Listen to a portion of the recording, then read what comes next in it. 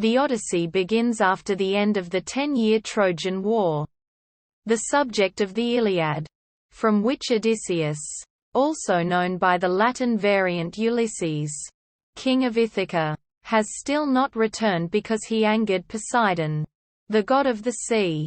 Odysseus' son, Telemachus, is about 20 years old and is sharing his absent father's house on the island of Ithaca with his mother Penelope and the suitors of Penelope, a crowd of 108 boisterous young men who each aim to persuade Penelope for her hand in marriage, all the while reveling in the king's palace and eating up his wealth. Odysseus' protectress, the goddess Athena, asks Zeus, king of the gods, to finally allow Odysseus to return home when Poseidon is absent from Mount Olympus. Disguised as a chieftain named Mentes, Athena visits Telemachus to urge him to search for news of his father. He offers her hospitality, and they observe the suitors dining rowdily while Phemius, the bard, performs a narrative poem for them. Quote, "That night, Athena, disguised as Telemachus, finds a ship and crew for the true prince. The next morning, Telemachus calls an assembly of citizens of Ithaca to discuss what should be done with the insolent suitors, who then scoff at Telemachus.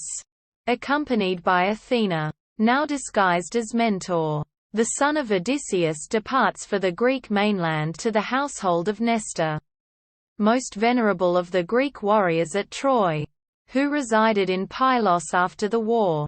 From there, Telemachus rides to Sparta, accompanied by Nestor's son. There he finds Menelaus and Helen, who are now reconciled. Both Helen and Menelaus also say that they returned to Sparta after a long voyage by way of Egypt.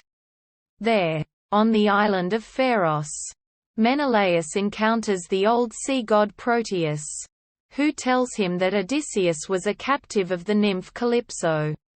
Telemachus learns the fate of Menelaus' brother, Agamemnon, king of Mycenae and leader of the Greeks at Troy. He was murdered on his return home by his wife Clytemnestra and her lover Aegisthus. The story briefly shifts to the suitors, who have only just realized that Telemachus is gone. Angry, they formulate a plan to ambush his ship and kill him as he sails back home. Penelope overhears their plot and worries for her son's safety.